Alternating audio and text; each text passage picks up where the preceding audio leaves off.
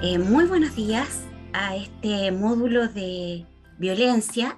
Agradecemos que asistan a eh, a esta parte de la charla que estará compuesta somos tres profesionales que les hablaremos de distintos elementos que relacionados con la violencia. A continuación, les presento a Viviana Vidal Barrueto.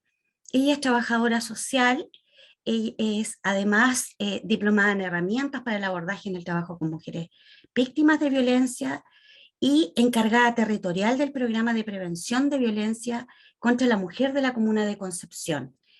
Viviana nos hablará sobre la conceptualización de violencia, el alcance de la violencia intrafamiliar y la detección temprana de la violencia. Posteriormente, contaremos con Cecilia Vidal, ella es psicóloga clínica, con amplia experiencia en temas de violencia intrafamiliar, maltrato infantil y abuso sexual.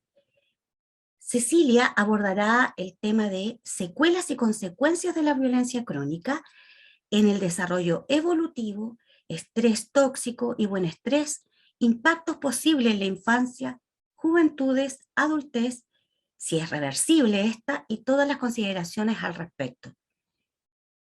Y la tercera parte de esta presentación, que les habla, trabajadora social, ya magíster en psicología educacional y con diplomado en familia e infancia, también académica de la Escuela de Trabajo Social de la Universidad de las Américas. El tema que podré abordar con ustedes, compartir, es redes de apoyo para víctimas de violencia de género en materia de atención, protección, derivación y orientación. Vamos a conocer los aspectos prácticos de la denuncia y el rol que tienen de quienes intervienen en este contexto, sobre todo en pandemia. ¿Ya? A continuación, los dejaré con Viviana Vidal, quien comenzará esta presentación.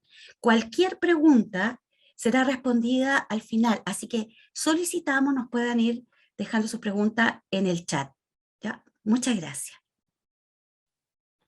Muy buenos días a todas, a todos.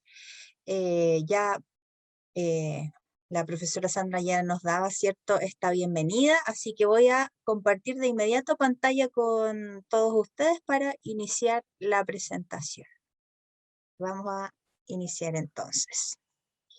Agradecer, bueno, a la Universidad de las Américas, ¿cierto?, por esta invitación a esta academia interdisciplinar.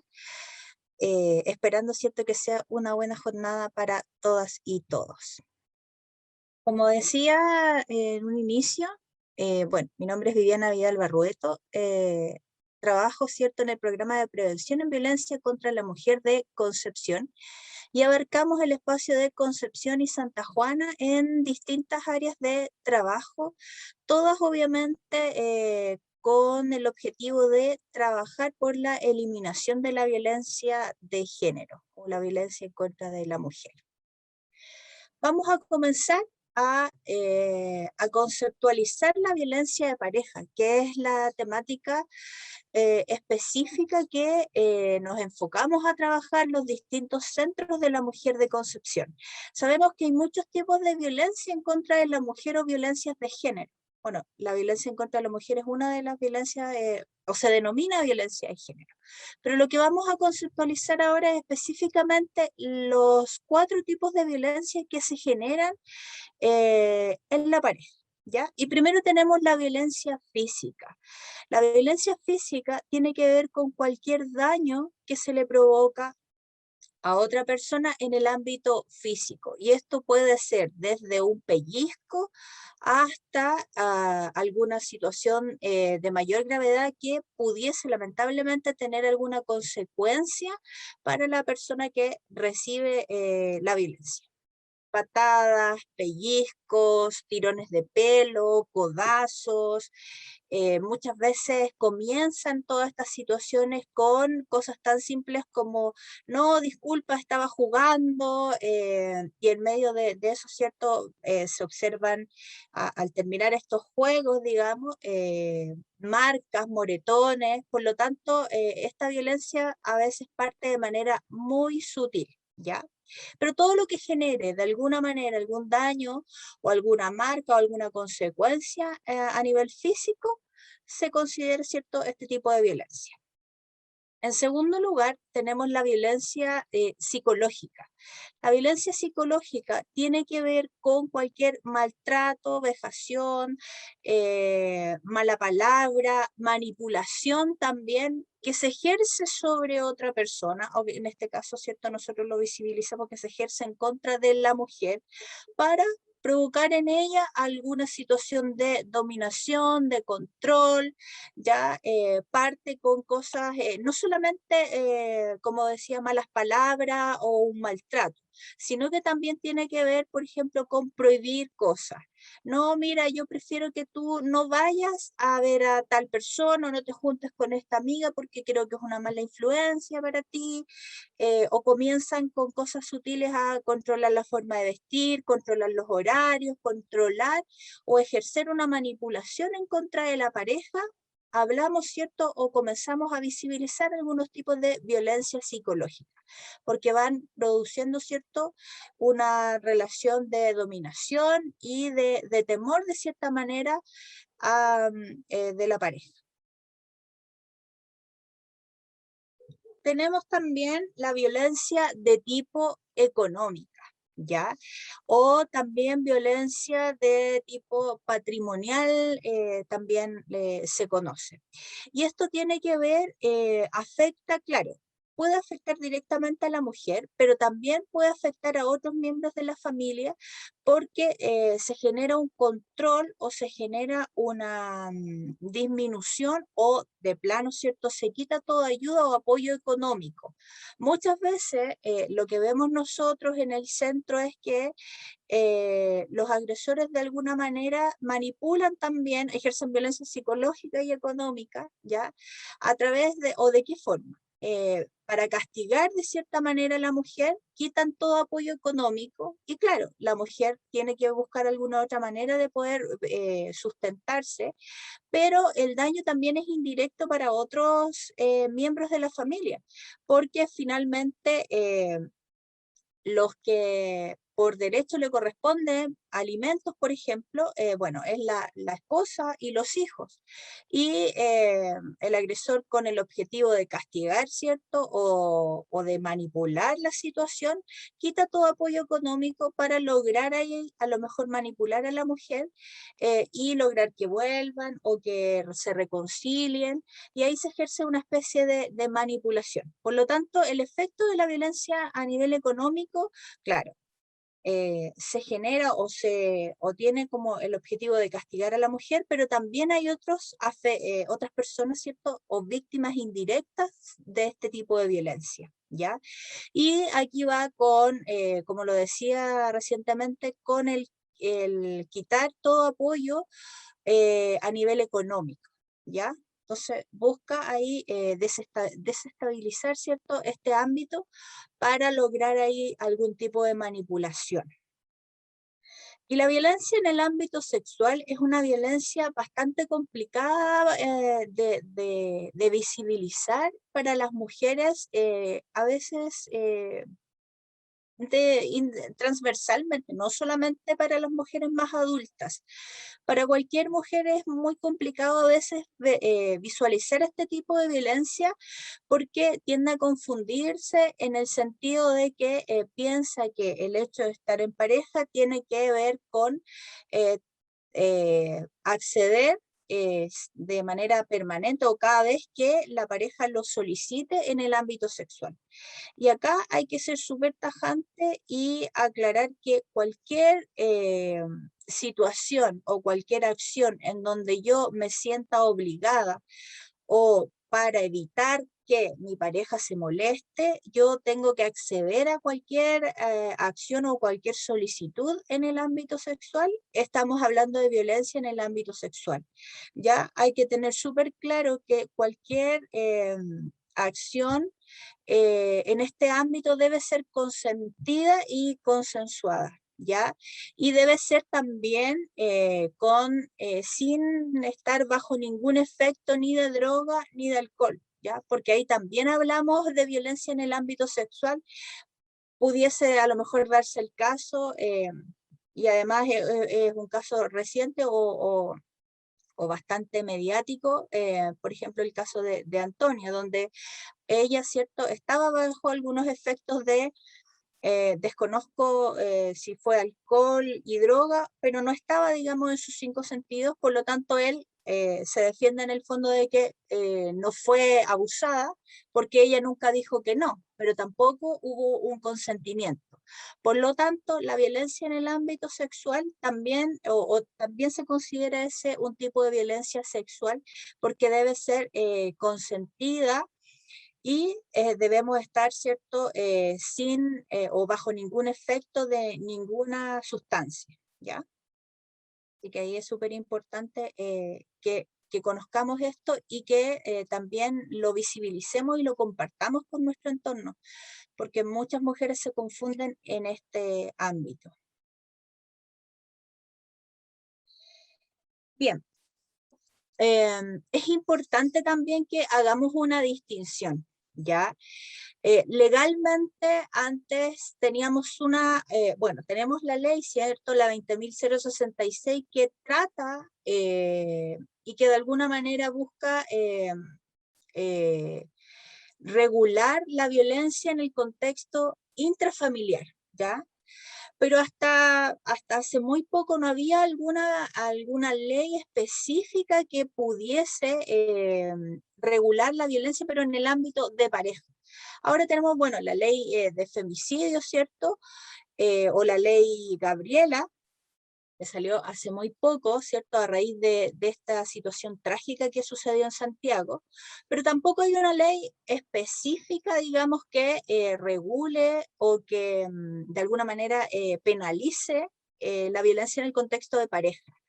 ¿Ya? Pero acá, al hacer la diferenciación, tenemos que saber que, bueno, la violencia en el contexto intrafamiliar es una violencia que se genera en contra de cualquier integrante de la familia, ¿ya?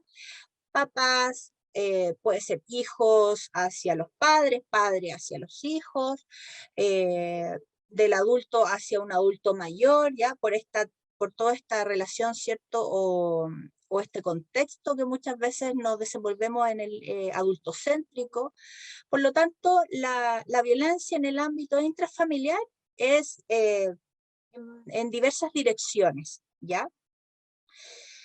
Y por otro lado, la violencia en el contexto de pareja, que es donde nos especializamos nosotros, tiene que ver con violencia actual o pasada, ¿ya? Pero de la pareja, o en este caso del hombre hacia la mujer. También puede ser de la mujer hacia su pareja, hombre o mujer, ¿ya? Sí hay que tener claro que para poder analizar esta o para poder diferenciar la violencia de pareja y la violencia en contra de la mujer, tenemos que analizarlas bajo distintos enfoques, entendiendo, ¿cierto? Como decía recientemente, que la violencia intrafamiliar tiene diversas víctimas, ¿ya? Y puede ser hacia o desde cualquier integrante de la familia. Y para entender la violencia en el ámbito de pareja, tenemos que entender, ¿cierto?, que se da por toda esta relación de subordinación de la mujer por debajo del hombre, ¿ya? Donde hay aspectos culturales, aspectos eh, sociales que de una u otra manera han hecho que la violencia de pareja se perpetúe, ¿cierto? Y se replique, pero para poder entenderla y para poder comprenderla tenemos que saber, ¿cierto?, que la violencia de pareja es entre la pareja, dejando también súper en claro que cuando hay violencia en el contexto de pareja también hay víctimas que de una u otra manera se han ido invisibilizando. Por ejemplo, los niños, ya los adultos, adultos mayores que pudiesen estar en la casa, que de una u otra manera también van teniendo un daño, y eso lo va a comentar, ¿cierto?, mi colega más adelante, ya, porque son víctimas también de este tipo de violencia pero de manera más invisible, por decirlo de alguna manera, porque nosotros, por ejemplo, como programa, claro, nos enfocamos a trabajar con las mujeres que viven esta violencia,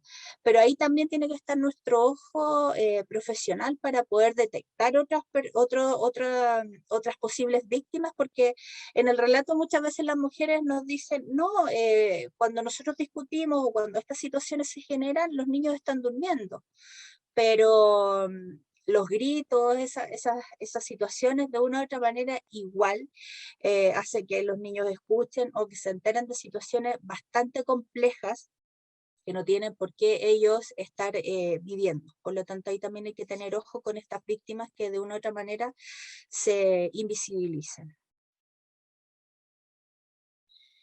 Algunas señales de alerta, ¿ya? Primero partir mencionando que muchas de estas señales o muchas de estas situaciones que nos ayudan a darnos cuenta parten en las relaciones de pololeo. Por lo tanto, cuando hay situaciones que nos generan más incomodidad o que estas relaciones de pareja al momento de poner en una balanza, nos generan más daño, dolor, por decirlo de alguna manera, tristeza, hay que poner ojo, porque las situaciones de violencia parten en la relación de manera muy temprana. Y aquí tenemos algunas señales de alerta para tener ojo en cuanto a lo que tiene que ver con la aparición de la violencia en el contexto de pareja. Primero, si hay cambios severos de humor, ¿ya? Si estamos bien, ¿cierto? De repente algo pasa y se genera una situación a raíz de algo a lo mejor bastante simple y hay un cambio ahí totalmente notorio en el humor, ojo, ¿ya? Porque son situaciones que pudiesen después terminar en acciones o situaciones de violencia más graves, ¿ya? Si nos da órdenes, ¿ya? A veces uno dice, oh, no, me está cuidando, a lo mejor quiere protegerme, pero una cosa es cierto, tener una acción de cuidado en contra, hacia nuestra pareja, no, perdón, no en contra, sino que una acción de cuidado hacia nuestra pareja, y otra cosa es decirle, yo no quiero que tú vayas allá, yo no quiero que tú te vistas así porque vas a provocar, yo no quiero que tú veas a tus amistades porque son mala influencia, ¿ya? Ojo, porque hay que tener cuidado. Si golpea, empuja, grita o patea, ¿ya? Uno puede decir, no, en realidad él a mí nunca me ha pegado, pero cuando se generan estas situaciones, golpea la pared para intimidar, ¿cierto? O nos dice, la otra pudiese ser tú la que reciba en el fondo este golpe, o rompe las cosas, ¿ya? Eso no es normal, digamos, ya. Si utiliza una arma para amedrentarnos o directamente hace daño con esta arma, hablando que no solamente hay armas de fuego, sino que otro tipo de armas o otros tipos de elementos también que pueden utilizar para hacer daño. Si permanentemente hace sentir solo o sola a la pareja, ¿ya? Ahí también hay que tener cuidado con eso. Se utiliza un lenguaje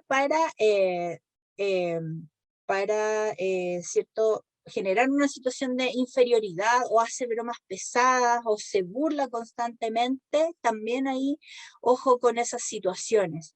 Y si es que tiene un mal carácter o permanentemente está enojado o enojada, ya ahí, ojo también. Si es que controla el móvil, ya, las redes sociales, oye, ¿por qué te comentaron esto? ¿Por qué tantos me gusta? Y toda esta gente que te sigue, exigencias como las claves, ya, no solamente de redes sociales, sino que también a lo mejor de sus cuentas, ya, y le gusta tener todo el control, o le gusta a ella también tener todo el control, también ojo con eso. Si permanentemente, ¿cierto?, la invalida, la manda a callar, o la ridiculiza, o derechamente, ¿cierto?,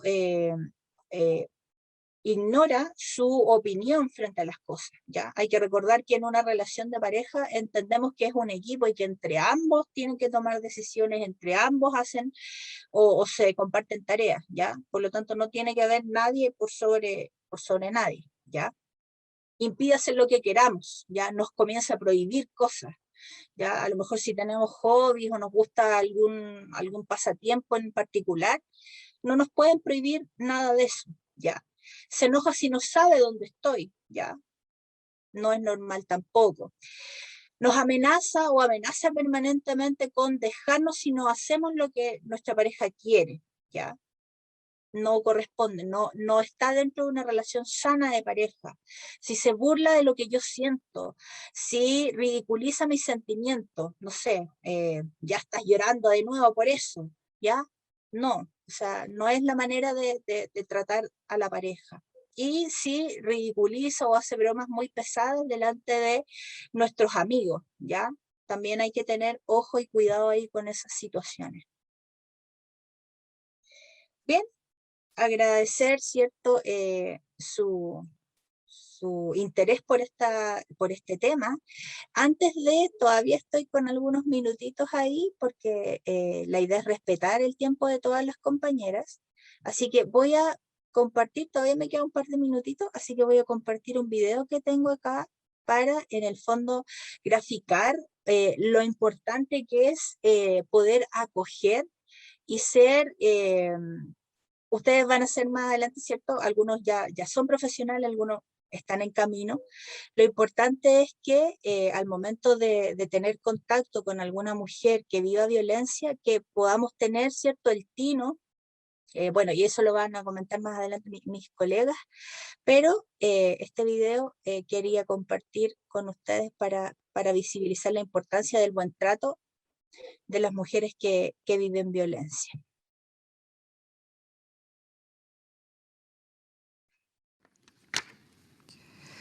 Acá dice que te pegaron y te obligaron a tener relaciones.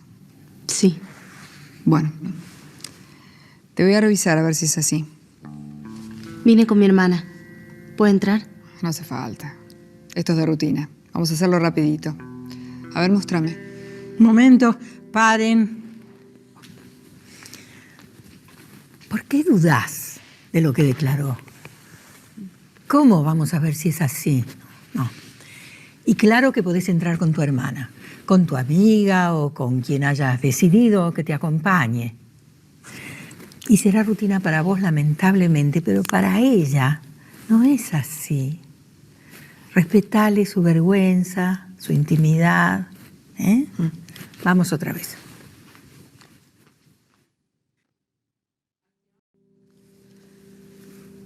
¿Acá?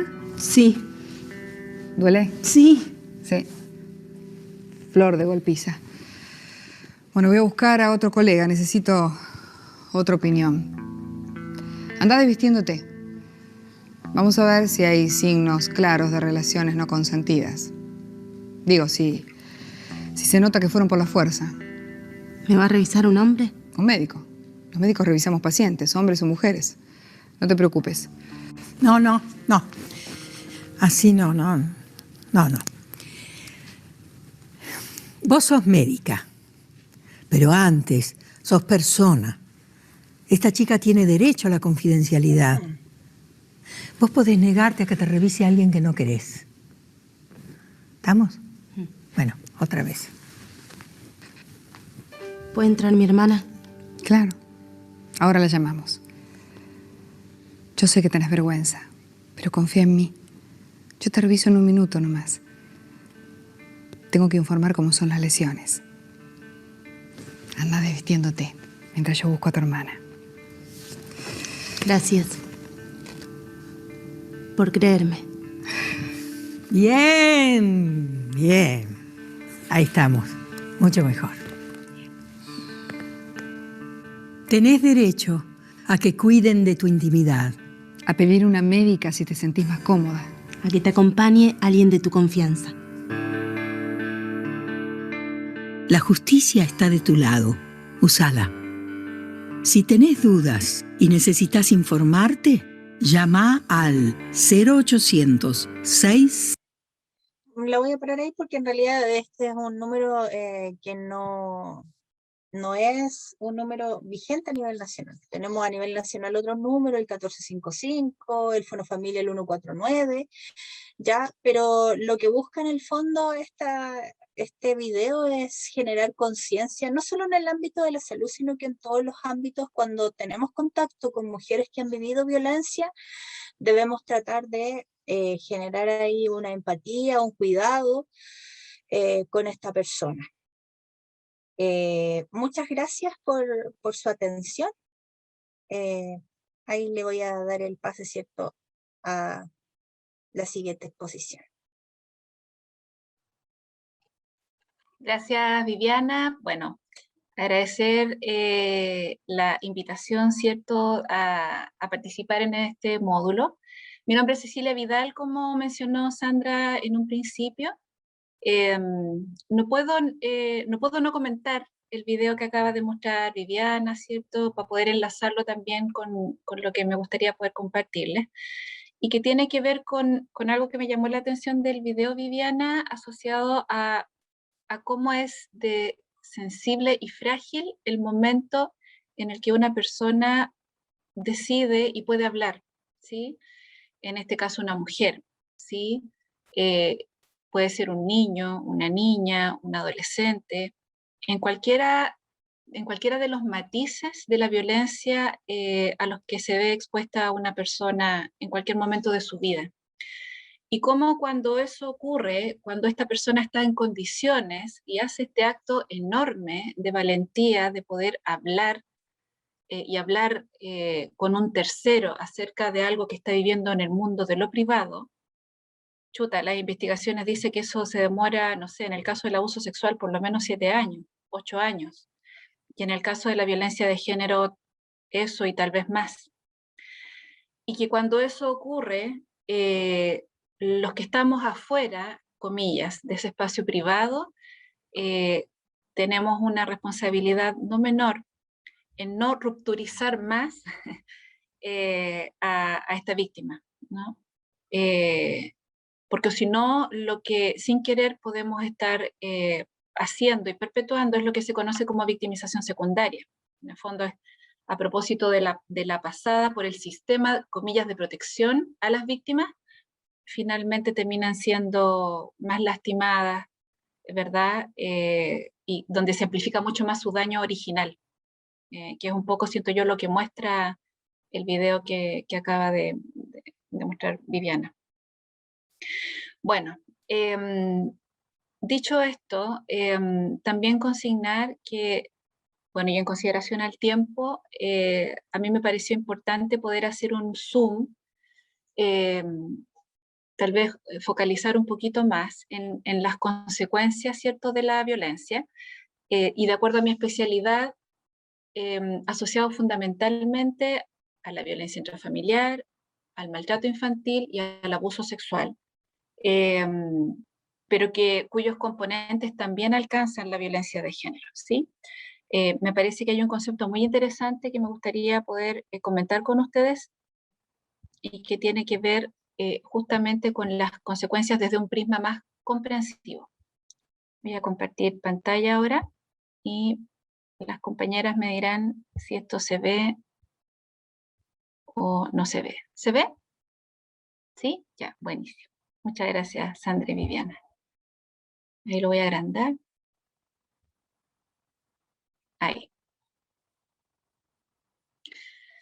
Bueno, tal vez hubiera podido poner otras aristas de la violencia. Me surge pensar en la violencia con una cantidad de aristas enormes, porque además cada manifestación de la violencia tiene sus características, sus particularidades, indicadores, consecuencias, etc.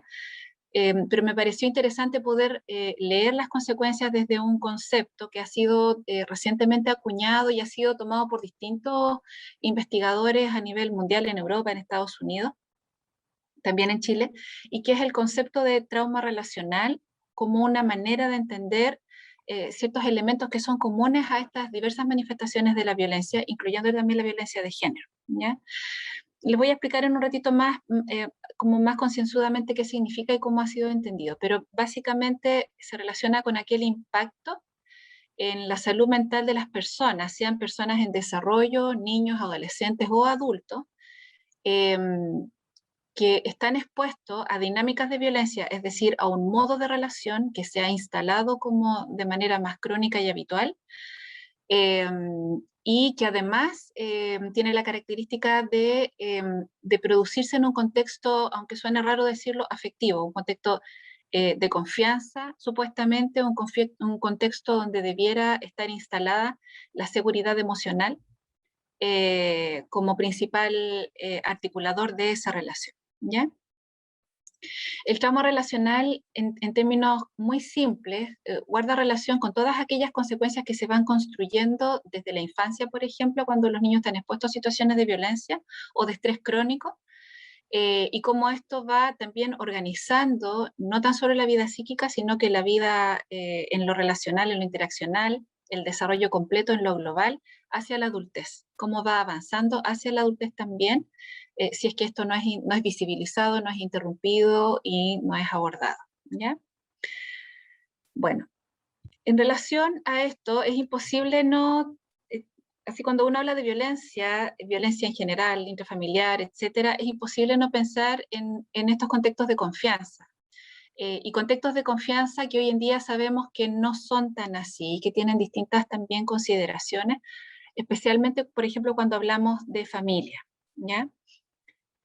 El concepto de familia, todos tenemos una idea de familia en nuestra cabeza, que está insumado por nuestras construcciones sociales, por nuestra vida cotidiana, por nuestras historias familiares, ¿verdad? Por lo que hemos recibido, ¿cierto?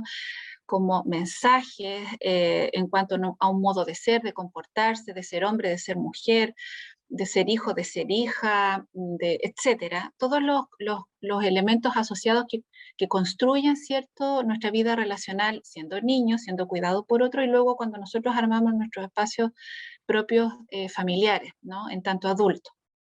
Todos tenemos esta idea de familia en la cabeza, que claro, está insumado muchísimo por aquello que es transmitido transgeneracionalmente y que tiene que ver con este espacio de desarrollo y de crecimiento, en el mejor de los casos, ¿cierto?, de los nuevos miembros que van a formar parte de la sociedad, ¿ya?, de los niños y de los adolescentes, y donde finalmente es donde se van a construir, ¿cierto?, todas aquellas habilidades, potencialidades, ¿verdad?, para poder conformar el día de mañana las nuevas generaciones en la sociedad. Sin embargo, y al mismo tiempo, lamentablemente, la investigación muestra que en ese mismo espacio puede ser también un lugar de sufrimiento, puede ser también un espacio de opresión, de amenaza, como dice ahí la definición de Perroni y Nanini, en definitiva de dinámicas de violencia, de abuso, de transgresión del otro, de anulación de la identidad del otro, especialmente cuando se halla en una relación de jerarquía o en una relación de cuidado. Y estoy pensando no tan solo en los niños, a veces los adultos mayores también están en esta posición, ¿no? Es en ese mismo espacio donde pueden surgir, como dice el autor, los sufrimientos más intensos, donde pueden surgir situaciones de violencia, ¿verdad?, que están efectivamente fuera incluso de la ley. Decir también que desde lo que entendemos como violencia desde el punto de vista psicosocial, del punto de vista de la investigación, siempre va un paso más allá de lo que logra ser leído y entendido desde el punto de vista legal, ¿ya? Por lo tanto, muchas de las cosas que a lo mejor yo les voy a compartir, claro, todavía están siendo estudiadas, tan recientemente visibilizadas, ¿verdad? Entonces, en ese sentido tenemos mucho trabajo que hacer para lograr que ambas disciplinas vayan a la par.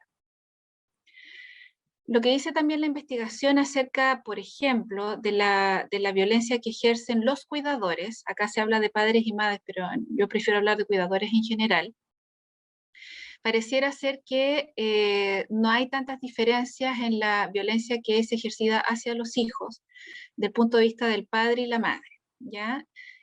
Pareciera ser que sí hay ciertas diferencias cualitativas y que tienen que ver con sus roles también, y cómo estos roles también están instalados desde el punto de vista más cultural, ¿ya? Como por ejemplo en el caso de las mujeres que suelen estar más a cargo de la crianza, con todo el peso y la carga que eso significa, además de sus responsabilidades en el mundo laboral, ¿no? Pareciera ser que se puede producir con mayor facilidad una suerte de desequilibrio en la parentalidad, donde uno está sobreinvolucrado en la crianza y hay otro, comillas, que está más periférico, pero a la vez demandado en poder participar, como es lo que suele suceder en el caso de los varones, ¿ya? Pareciera ser, según esta investigación de la UNICEF, que ambos padres o los cuidadores, cuando hay situaciones de violencia, pudieran ejercer también violencia psicológica, independientemente si se producen interacciones de violencia física, que puede también adquirir múltiples formas, ¿verdad? Mensajes paradójicos, demandas excesivas, las críticas, las descalificaciones, la anulación, la invalidación, etcétera. También parece formar parte de estas formas de relación independientemente de si se es hombre o si se es mujer, ¿ya? También se ha visibilizado, ¿verdad?, en el caso de los padres varones, especialmente en las situaciones de separaciones de carácter destructivo o divorcios destructivos. Pareciera ser que el modo de ejercer violencia en el caso de los padres pudiera estar relacionada justamente con la distancia emocional, ¿verdad?, la no disponibilidad económica. Pero claro, si uno nuevamente amplifica el zoom en la historia de esa familia, en la historia de esa pareja, nos vamos a encontrar que mucho antes de que ocurriera la separación, habían situaciones, ¿verdad?, relacionadas con dinámicas de carácter tóxico que estaban formando parte del trasfondo relacional de esa familia, de esa pareja y de esos hijos también. Señalar también, a propósito de lo que mencionaba hace un rato Viviana, acerca de la violencia de la pareja y los otros testigos, ¿verdad? Que de pronto pueden ser los abuelos, bueno, en definitiva los hijos.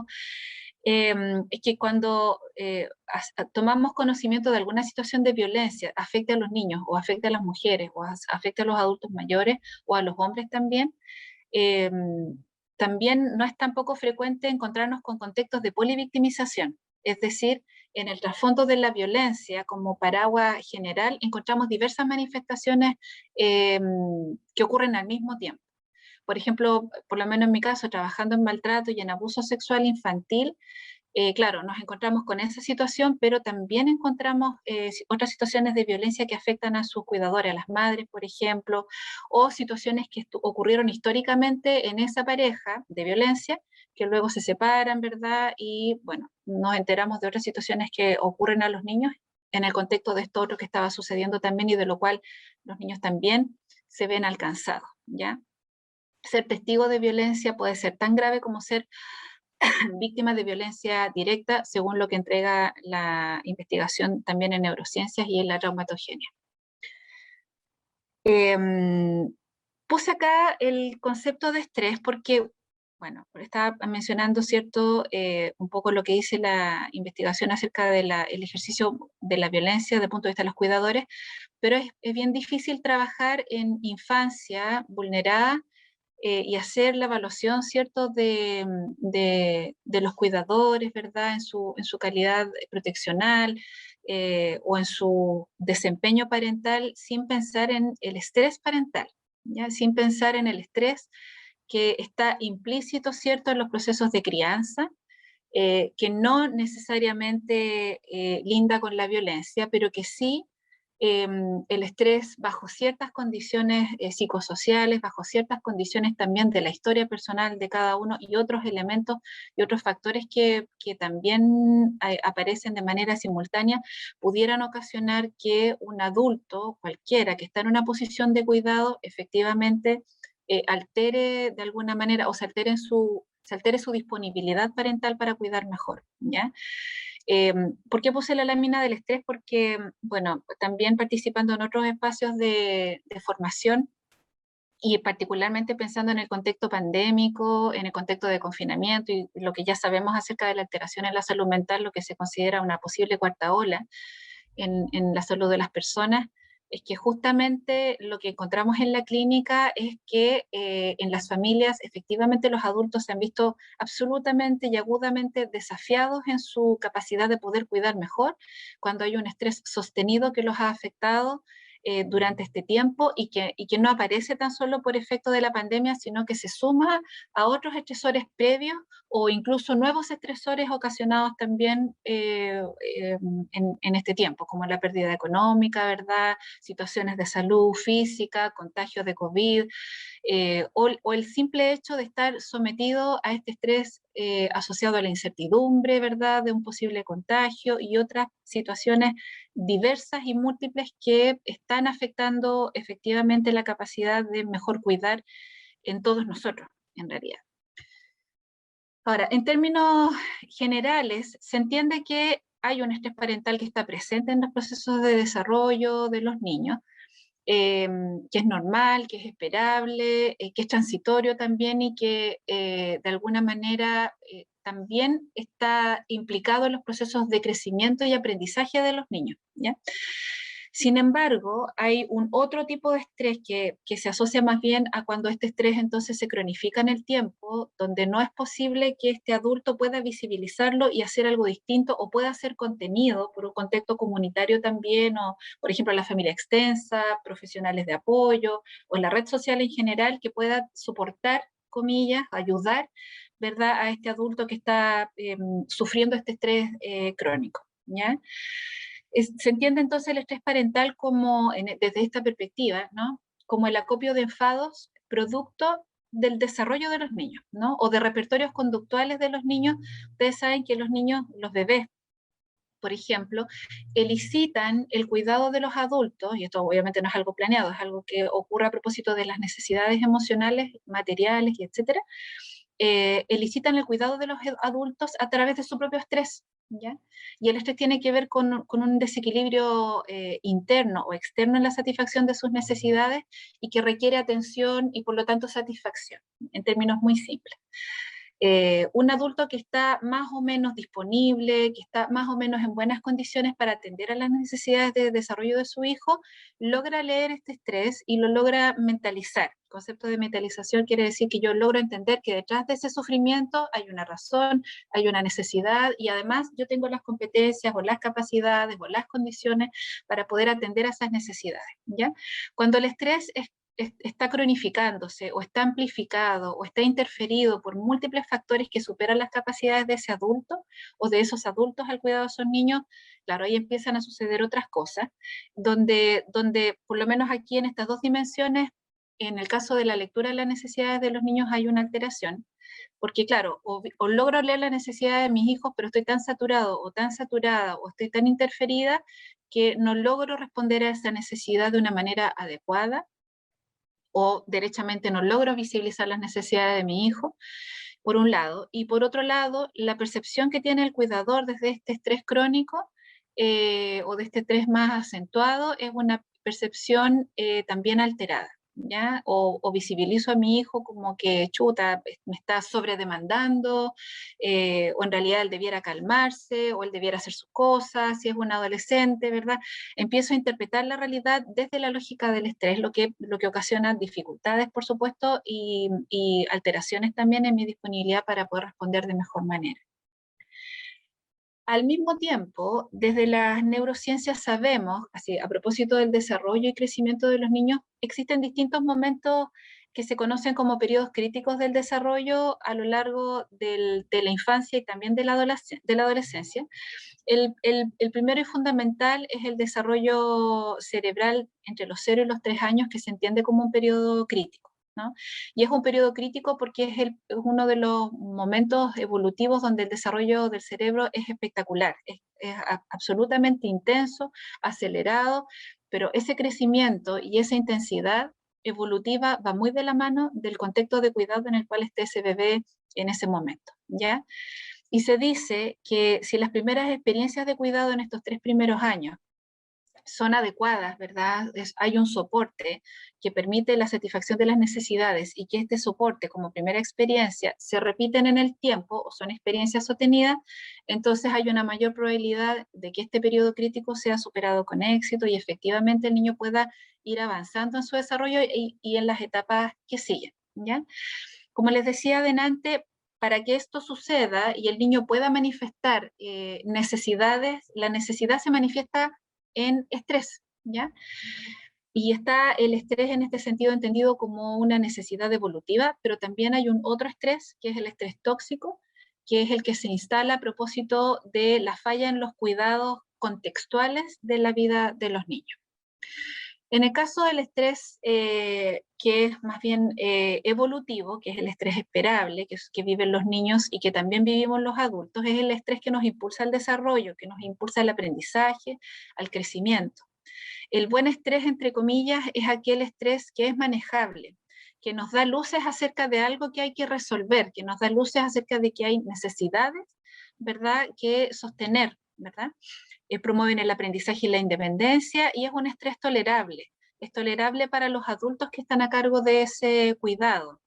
Y además estos adultos están en condiciones para poder resolver ese estrés. Y una vez que ese estrés se resuelve, luego todo vuelve a la calma hasta cuando haya algún otro momento de soportar y sostener alguna necesidad, ¿verdad?, relacionada con el desarrollo de los hijos.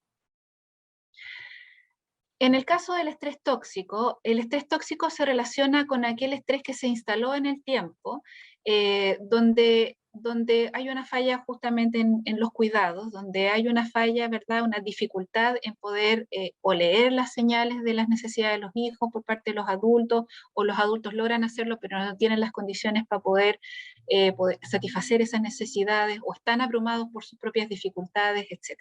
¿Ya? Entonces el adulto o los adultos no logramos responder a esas necesidades, y a su vez los niños en proceso de desarrollo no están en condición tampoco de poder sobrellevar el estrés que esto ocasiona en su propio día a día. Normalmente el estrés tóxico está relacionado con situaciones agudas de violencia, pero a la vez estas situaciones agudas de violencia están dentro de otros contextos de violencia que ocurren de manera sistemática e instaladas y normalizadas a lo largo del tiempo, ¿ya?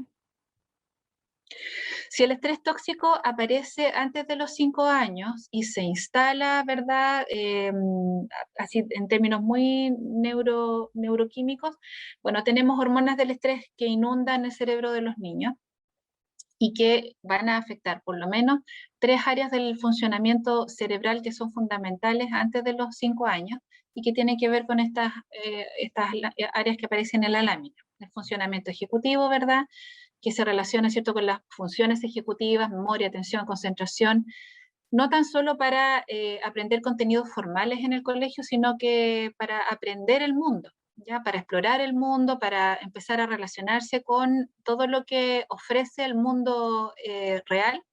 Se ve afectado, y específicamente también luego el aprendizaje de contenidos más formales.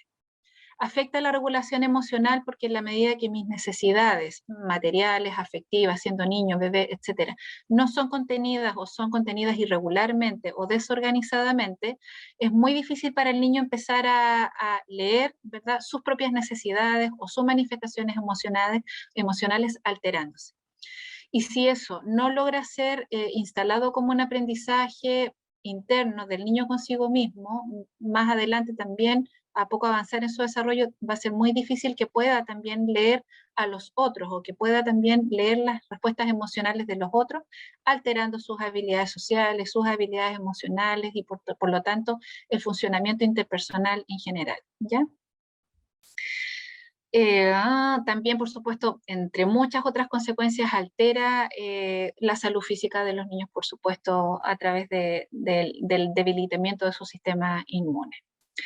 Ahora, esto que parecen puras malas noticias, también tiene su contraparte, como en todo, y ahí viene también lo comprensivo, que se relaciona con que también se ha visualizado que los niños que han sido expuestos a situaciones agudas de estrés, abandono, violencia, maltrato, abuso sexual, etcétera, en todas sus manifestaciones, aún son capaces de poder avanzar y sobreponerse, ¿ya? Esto se asocia desde el punto de vista de las neurociencias con el concepto de neuroplasticidad, ¿ya? Hay momentos del desarrollo donde todo es tan dinámico y cambiante, que así como las trayectorias iniciales asociadas al estrés tóxico pueden instalarse en el cerebro de un niño y afectar su desarrollo, incluso deteniéndolo, si eso cambia, si las condiciones de cuidado cambian, es reversible, ¿ya?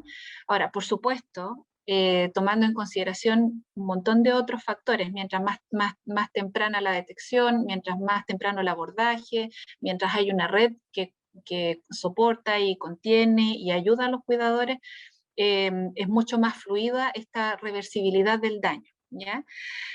En psicología del desarrollo, una de las controversias del desarrollo sobre las cuales hay evidencia a favor y en contra justamente tienen que ver con esto, con el campo del maltrato, el abuso y la violencia infantil, en cuanto a cuánto de esto se puede justamente reparar, cuánto de esto es terapeutizable, cuánto de esto es reversible.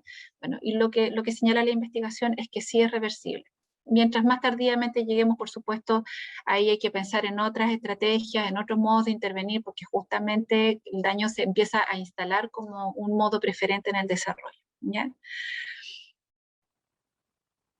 Por lo tanto, en el caso del maltrato infantil o de la bajada de la violencia hacia los niños o hacia los adolescentes, bueno, está asociado a distintos factores, hay que tener como esta lectura en lo micro, pero también en lo macro. Yo por lo menos trato siempre, a propósito de la formación de futuros colegas, de hacer este link, ¿no? Entre hacemos el zoom en el desarrollo del niño, en la afectación que ese niño o niña está sufriendo desde el punto de vista, qué sé yo, de la psicopatología infanto-juvenil, pero cómo eso guarda relación con las condiciones ambientales en las que esos adultos están pudiendo cumplir mejor o no, ¿verdad?, su rol de cuidado y de protección, ¿ya? Y rara vez las situaciones de violencia son hechos aislados, son acontecimientos continuos. Este es un listado, bueno, me imagino que en términos generales sabemos, ¿cierto?, de cuáles son las secuelas más frecuentes, ¿cierto?, de la violencia infantil, particularmente en el maltrato. Y aquí me quiero detener de nuevo un poquito en lo que se conoce como el maltrato infantil crónico, ¿ya? Que es un poco lo que les estoy mencionando acerca de cómo es importante tener una perspectiva más longitudinal de la violencia, ya no como algo de lo que nos enteramos ahora, como punta del iceberg, sino como algo que tiene una trayectoria, ¿ya? El maltrato infantil crónico se conoce también como el trauma relacional prolongado, ¿ya? Es decir, experiencias repetidas, ¿verdad?, progresivas, insidiosas, subterráneas muchas veces, que ni siquiera pueden estar relacionadas con violencia física, pueden ser solamente en el plano de la violencia psicológica, pero que de igual modo amenazan la biología del cerebro, generan situaciones de estrés inmanejables para ese niño o ese adolescente, ¿verdad? Están asociadas a alteraciones importantes del vínculo también, indudablemente. E empiezan a instalarse ciertas imágenes intrusivas relacionadas, ¿cierto?, con estas experiencias de violencia vividas tempranamente. El trauma relacional ha sido investigado por diversos especialistas a nivel mundial. Yo puse estas dos terapeutas también, que son investigadoras, ellas son terapeutas familiares del Instituto Ackerman en Estados Unidos y trabajan con el concepto de trauma relacional asociado específicamente a abuso sexual, pero también lo asocian a otras experiencias de alta intensidad, donde se ha visto en la misma afectación en niños y adolescentes, por ejemplo, a propósito de divorcios destructivos, separaciones de carácter tóxico o relaciones tóxicas, ¿verdad?, con los cuidadores, ¿ya? Y bueno, ellas señalan un poco lo que yo les mencionaba al principio, ¿no? El trauma relacional, indican, se relaciona justamente con aquella experiencia o conjunto de acontecimientos traumáticos de alta intensidad que ocurren en contextos de confianza, en contextos conocidos, ¿verdad? En contextos donde hay afectos instalados, ¿ya? Y la característica de la afectación asociada al trauma relacional se relaciona justamente con eso, con que aquel que debiera cuidarme, protegerme, generarme una sensación de seguridad básica y confianza en el mundo, está gravemente rupturizado, ¿ya? En el caso del abuso sexual se suma a la erotización temprana del cuerpo, ¿verdad?, que también produce cambios a nivel neurobiológico del cerebro y con repercusiones en la salud mental obviamente, de las víctimas, ¿ya? No pudiendo dilucidar, por ejemplo, dado que se pierden todos los límites, se produce un contexto de confusión y ambigüedad permanente para perpetuar las situaciones de violencia, que aumentan esta sensación también de desconfianza de las propias percepciones de la violencia que se está viviendo, ¿ya? Entonces, Los efectos a nivel vincular del trauma relacional ocasionado por el maltrato crónico, por el abuso sexual, y aquí quiero hacer el link también con la violencia de género, porque trabajando con mujeres que han sido víctimas de violencia de género, cuando empezamos a revisar, historizar hacia atrás, nos empezamos a encontrar o con que fueron testigos de violencia o que estuvieron sumergidas, ¿verdad?, en procesos de triangulación entre sus cuidadores, ¿verdad?, situaciones de alta toxicidad, desorganización. Empezamos a encontrar que hacia atrás hay experiencias de violencia que no están nombradas así, pero que ocasionaron y lesionaron la salud mental de estas niñas, adolescentes y posteriores mujeres, construyendo probablemente también, sin querer queriendo, de manera casi enceguecida, eligiendo pareja desde ahí sin poder atisbar, ¿verdad?, de mejor manera señales. Una de las características de la violencia es que las personas desconfían de sus percepciones. Esto lo vemos en niños y también lo vemos en adultos. Esto que él o ella me está diciendo, bueno, pero se supone que me quiere, pero se supone que me cuida. Entonces, bueno, se desactiva cualquier posibilidad de poder, desde la propia percepción, instalar la realidad de la ocurrencia de la violencia.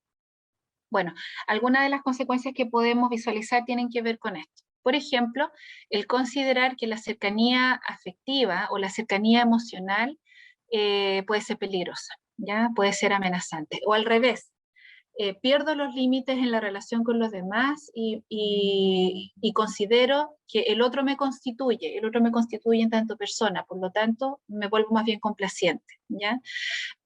Además desconfío de mis propias percepciones, el otro me constituye como individuo, por lo tanto para merecer su cariño debo complacerlo, ¿ya? Que también un poco es lo que constituye algunos elementos de lo abusivo, ¿ya? Estar al servicio de las necesidades de alguien más. También en la polarización de los otros, o todo el mundo es confiable o no puedo confiar en nadie, es otra de las secuelas que solemos visibilizar en las narrativas de las personas que han sufrido violencia, niños o adultos.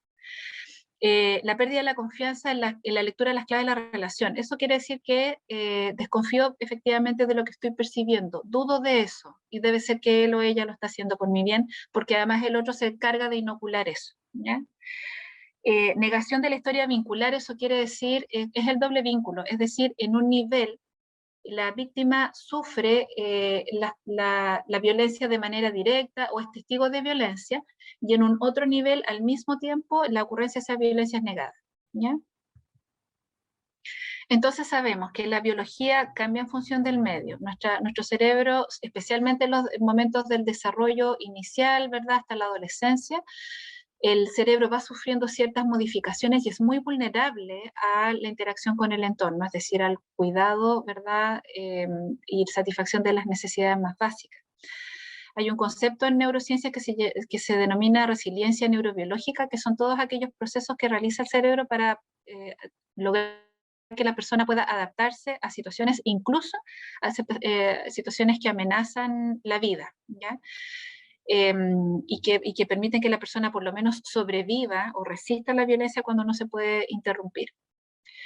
Los altos niveles de estrés provocan importantes consecuencias entonces a nivel de las estructuras, ¿cierto?, del cerebro, ¿verdad?, en términos funcionales también. Mientras más temprano y sostenido el estrés, mayor es el daño, lo que no quiere decir que no se pueda revertir, pero si esto no es visibilizado y atendido, claro que nos vamos a encontrar con un escenario mucho más complejo. En general, en el trauma relacional, mirándolo como desde esta perspectiva en la violencia, se funden las dos cosas. El afecto y la violencia como si fueran una sola cosa, desde el punto de vista de la dinámica. También, y como parte de la afectación de las víctimas, lo que se lesiona es la capacidad cognitiva, la capacidad más bien de poder interpretar efectivamente esas situaciones como de violencia, ¿verdad? ¿Por qué? Porque se alteran los afectos y el cerebro empieza a actuar en modo defensa, ataque o huida, ¿ya? Entonces es más difícil identificar estas situaciones de un punto de vista más racional. Y es altamente probable que la lectura del mundo que se haga, la interpretación del mundo que se haga es desde una lógica más amenazante, cuando incluso no hay amenazas reales, ¿ya?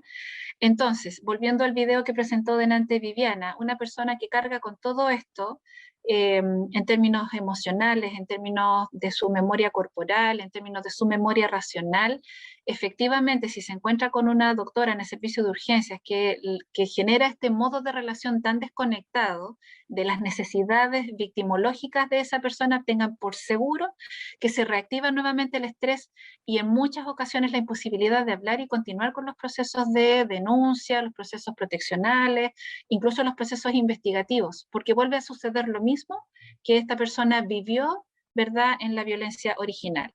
Por lo tanto, la pega nuestra, y esto es algo que yo he aprendido trabajando en equipo con otros colegas y en coordinación con otras instituciones y disciplinas, es que tenemos que ser capaces de generar desde nuestros distintos puntos de trabajo contextos relacionales emocionalmente seguros. La legitimación de la realidad de la violencia con sus consecuencias es uno de los actos terapéuticos más importantes.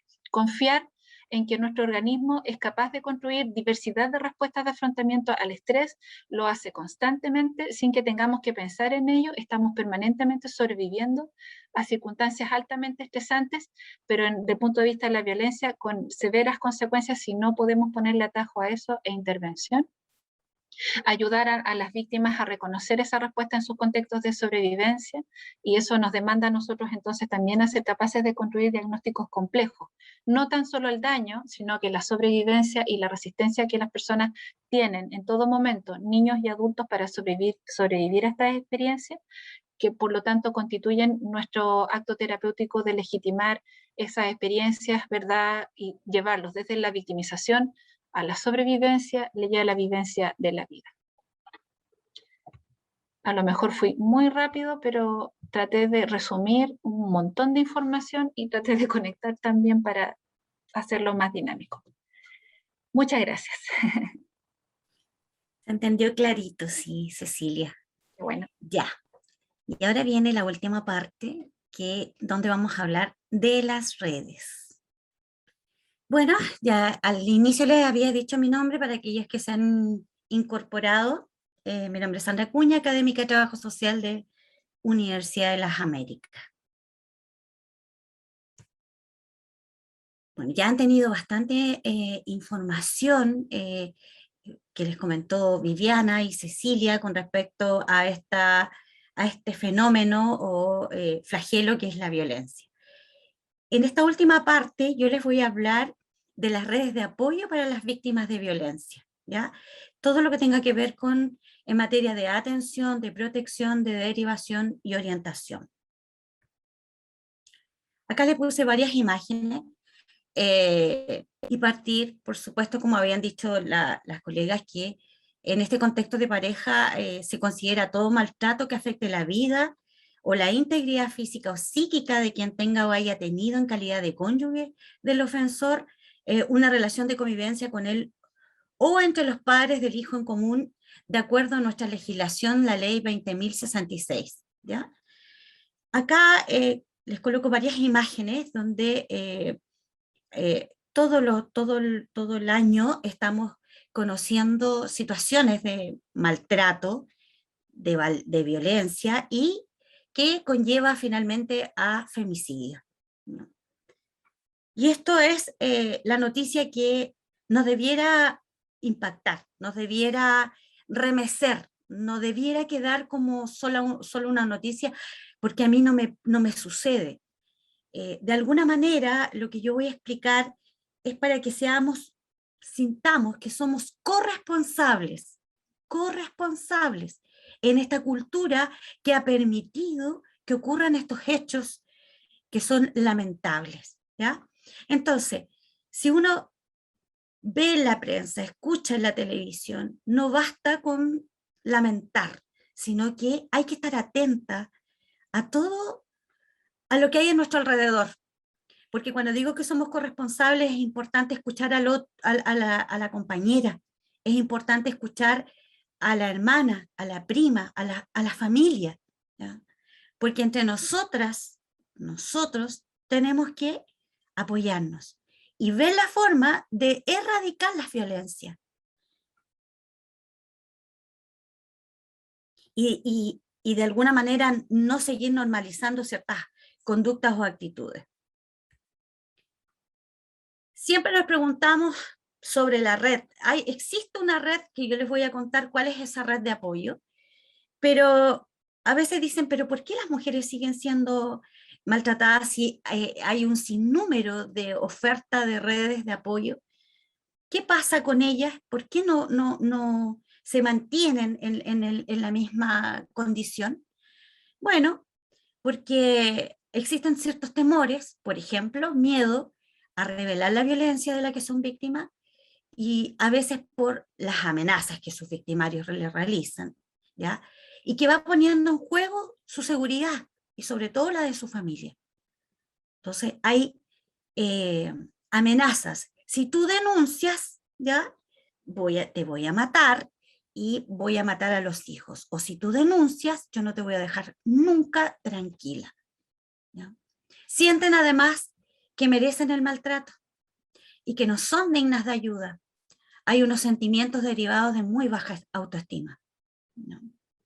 Hay una construcción cultural que dice que la mujer tiene que ser sumisa y por tanto puede ser, merece ese maltrato si no está cumpliendo con las expectativas de este hombre que viene absolutamente de una cultura machista y patriarcal, como le llamamos. A veces también tienen temor porque se retraen de denunciar, ya que guardan sentimientos de protección sobre el agresor. Y muchas veces este sentimiento de protección que viene dado por una dependencia, pero distintos tipos de dependencia, emocional, económica y sobre todo económica. El denunciar a la víctima significa que no voy a tener acceso quizás al mismo nivel, al estatus, o que no voy a tener acceso a contar con recursos para alimentar a los hijos, para enviarlos a un colegio, para mantenerme en el lugar, en la vivienda donde estoy, porque él es el único proveedor. ¿Ya? Siempre estamos comentando un sinnúmero de prejuicios, un sinnúmero de muchas veces, y cuántos de ustedes, cuántos hemos dicho, es que a las mujeres les gusta que les peguen, es que se volvió, le gusta mantenerse en esa circunstancia. Y tenemos que ser muy cuidadosos, porque aquí yo solo estoy mostrando algunos de los temores para buscar redes de apoyo. También hay otros que naturalizan o minimizan la violencia de la que son víctimas. Por ejemplo, en el sector rural, muchas mujeres tienen naturalizado el maltrato, ¿ya? ¿No? Porque él es su marido, él es su hombre, él decide cómo tratarla y ella solo tiene que aceptar. O minimizan, ay, no importa, si ya se le va a pasar. No, es que yo sé que él va a cambiar, yo sé que él me quiere, yo sé que lo hace porque me quiere. Y como decían las colegas, muchas veces en algunos aspectos revisan el celular, revisan, están atentos incluso se preocupan de la vestimenta de la mujer, ¿ya? Y eso es naturalizar y minimizar la violencia de la que son víctimas, aceptando dichos actos. Entonces, cuando hablamos de redes sociales de apoyo, ¿ya? Estas redes con las que las mujeres víctimas de violencia requieren contar. Primero, y cito aquí a Chadi, que ella habla de las redes sociales de apoyo, sobre todo en las intervención asocial, trabajo social, ¿no? Y comenta la importancia que tiene de movilizar y visibilizar las redes sociales de apoyo. Aquí no estamos hablando de las otras redes sociales de Internet, ya estamos hablando de las redes sociales de apoyo que permiten que podamos generar, justamente como dice el nombre, apoyo a las mujeres en circunstancias de vivir violencia. Entonces, primero, existen las redes primarias, ¿ya? Que es la familia y los amigos más cercanos. Y eso significa que si la mujer víctima de violencia, a los primeros que debiera acudir en búsqueda de apoyo es a su familia y a sus amistades. Y muchas veces se encuentran con que la misma familia naturaliza la violencia, la agresión. ¿Qué dicen en general? Pero si es tu marido, si es tu pareja, tienes que aceptarlo como es, ya estás casada o para toda la vida. Mucho de esto pareciera que ya no existe, que estamos en una sociedad mucho más evolucionada. Lamentablemente no es así.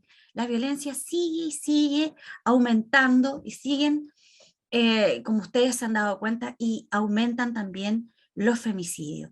Los amigos, las relaciones primarias son las más cercanas, las cara a cara, las que son donde yo he creado un vínculo potente, un vínculo de afectividad.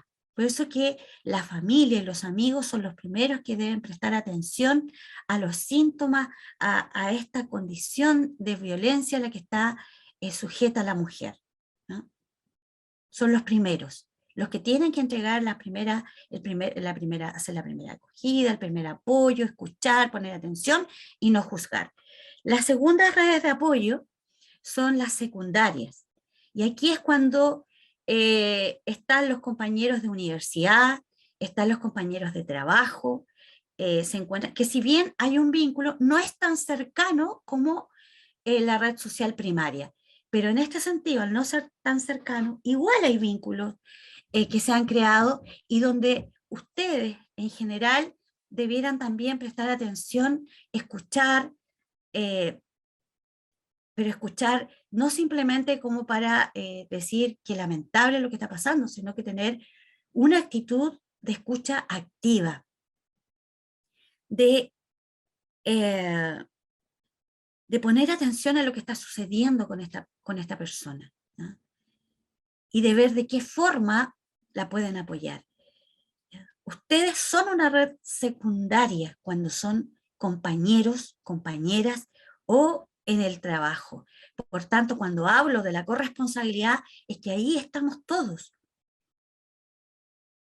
en ese grupo de relaciones de red social secundaria, en la que podemos perfectamente poner atención y ver de qué manera vamos generando ese apoyo que es muy necesario para la persona que a veces no se atreve a comentar los hechos que está viviendo a su propia familia, por temor a que sea criticada, por temor a las consecuencias que puedan surgir de ahí. Entonces busca apoyo en su red secundaria, que viene siendo los compañeros, ya sea los compañeros o de una iglesia, los compañeros con los que se reúne en algún grupo en general, en un club, en una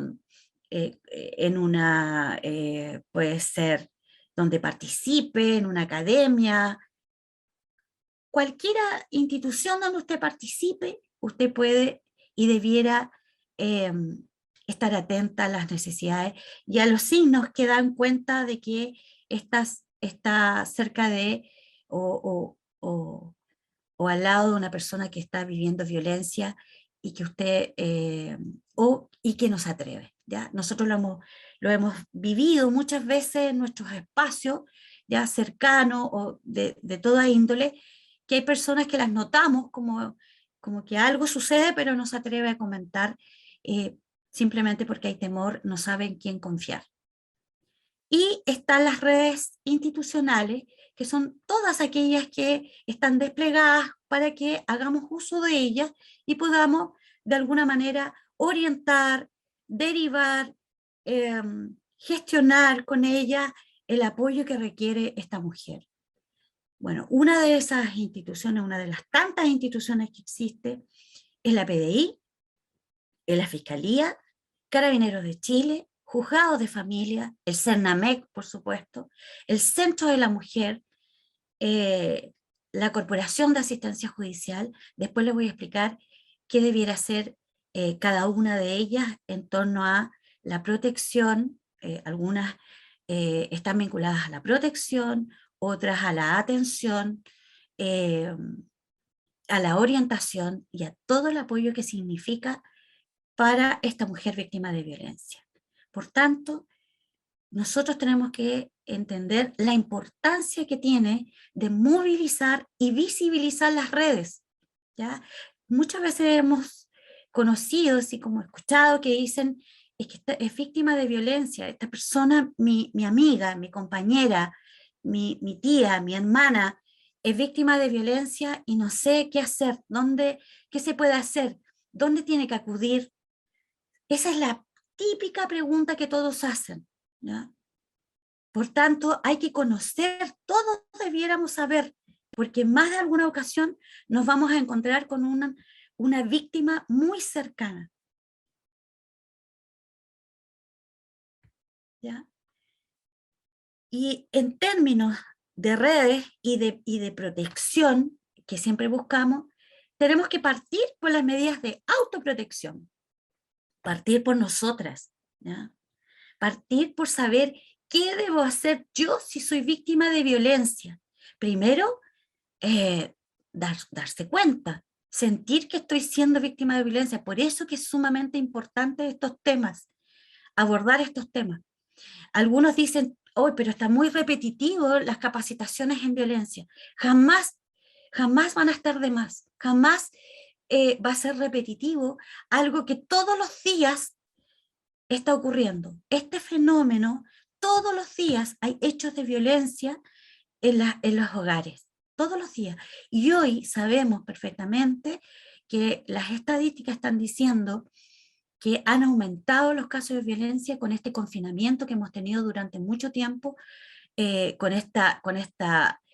por la pandemia, que ha hecho que en espacios reducidos estén todos juntos y ha generado que, por lo mismo, hayan tensiones, ¿ya?, que se van creando y se van agudizando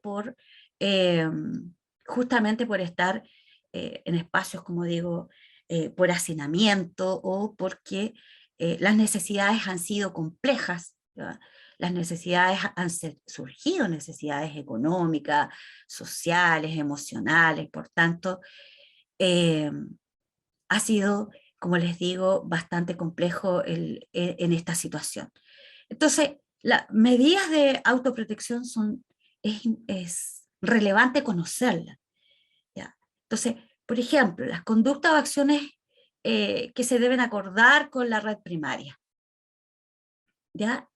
Tanto con amigos, con vecinos, con la familia. Y en ese sentido, ¿qué se debiera hacer?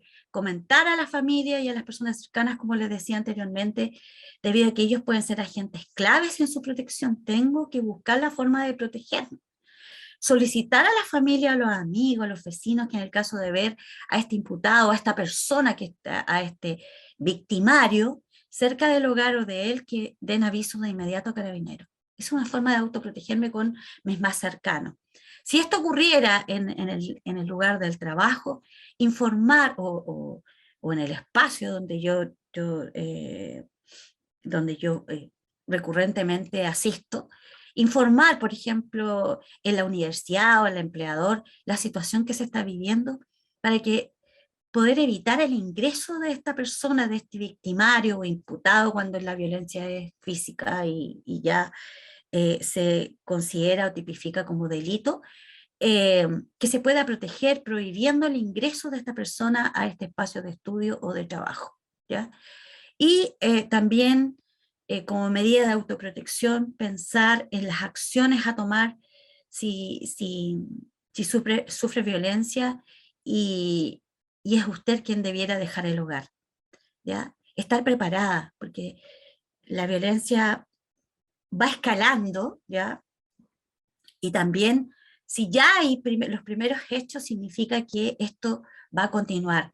Si pensamos que no, que este fue un episodio, que esto no va a volver a ocurrir, que yo creo que va a ser distinto mañana, que ahora sí dice que me va a querer, que me va a respetar, eso es totalmente imposible, ¿ya? Y en eso tenemos que tener claridad. Tenemos que pensar que vivir la realidad, o sea, sentir que esto es real y que esto va a seguir, va a continuar de alguna manera. Entonces, frente a eso, tener planificado, ¿ya? Irse planificando, tener un lugar donde llegar, y ahí es que necesitamos nuestra red de apoyo. La red de apoyo primaria, la red de apoyo secundaria, dónde puedo llegar, a dónde, con quién puedo acudir. Tener preparada incluso una maleta de emergencia con las cosas básicas, ¿no?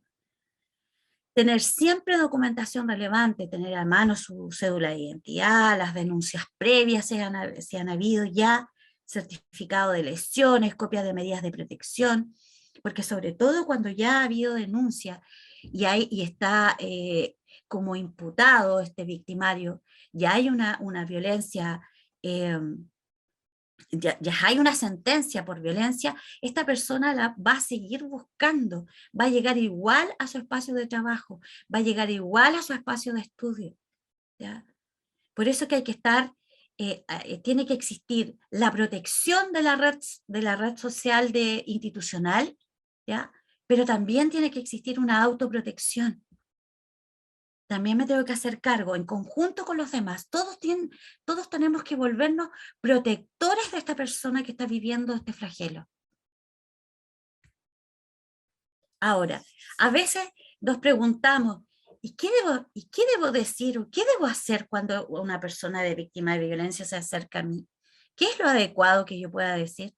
Dice, a veces le dicen a uno, ¿sabe que hay una compañera, profesora, hay una compañera que está viviendo violencia y no sé qué decir, no sé qué hacer, ¿ya?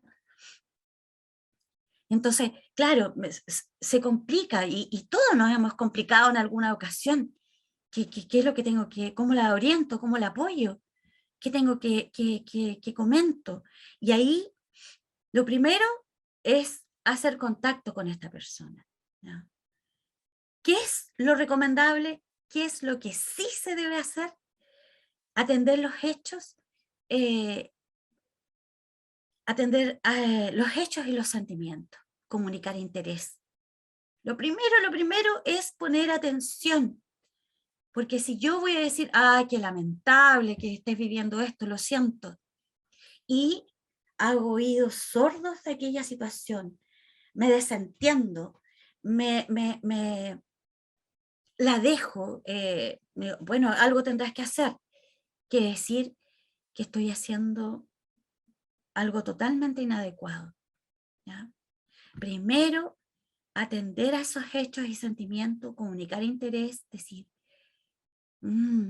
claro, sí, me dijiste tal cosa, y cómo te encuentras tú, cómo se encuentran tus hijos, qué está pasando contigo, cuéntame, ¿ya? ¿Qué es lo que no se debe hacer? Y que muchas veces se hace, y es recurrente lo que se hace, es juzgar y emitir juicios personales e incluso ignorar sentimientos. Bajarle, como se dice, el perfil. Decir, pero bueno, no es para tanto, a lo mejor ya se le va a pasar, ¿no? Bueno, pero tú también mira cómo andas vestida, mira cómo te pintas, pero mira lo que colocas en tus redes sociales, que es lo que decían las colegas anteriormente, muchas de las situaciones que pareciera que provocan la violencia, y la violencia no debe ocurrir en ningún aspecto, ¿ya? No juzgar, no emitir juicios. En cuanto a las dimensiones del problema, sí se debiera preguntar por la situación reciente, evaluar recursos personales, sociales, evaluar el riesgo, ¿ya? ¿Qué es lo que está ocurriendo y desde cuándo está ocurriendo y por qué? ¿Cómo llegó a eso? ¿Has hecho algo? ¿Dónde estás viviendo? ¿Estás con esta persona? ¿Y cómo lo vas a hacer para volver? Y evaluar el riesgo. Decir que si va a volver, porque esta persona está en una situación de estrés tan altamente preocupante, que pareciera que no hay más alternativa que volver a su hogar con el victimario. Que no debiera hacer preguntas como cerradas, y como de, ¿estás bien? sí, no. ¿Te vas a ir de tu casa? Sí, no. Sino que es hablar, dialogar, dar la posibilidad del diálogo. Ignorar signos de peligro, tampoco. Porque decir, no, si no creo que sea para tanto, no va a llegar a tanto. ¿Ya? Sí, siempre pueden haber signos de peligro. Sí, y en cuanto a las posibles soluciones, sí, ¿qué es lo que debiera hacer? Derivar adecuadamente y abordar los obstáculos. Derivar en el sentido de conversemos con tal persona, conversemos con tu familia, yo te apoyo, conversemos con la persona que está a cargo en tal parte, conversemos con las profesoras, conversemos con nuestra directora, conversemos en el trabajo para ver de qué manera te podemos apoyar. Pero jamás, como dice acá, no dejar la sensación de sin salida. No apresurarse a las soluciones sin dejar que termine, que cuente bien, que relate los hechos que está viviendo.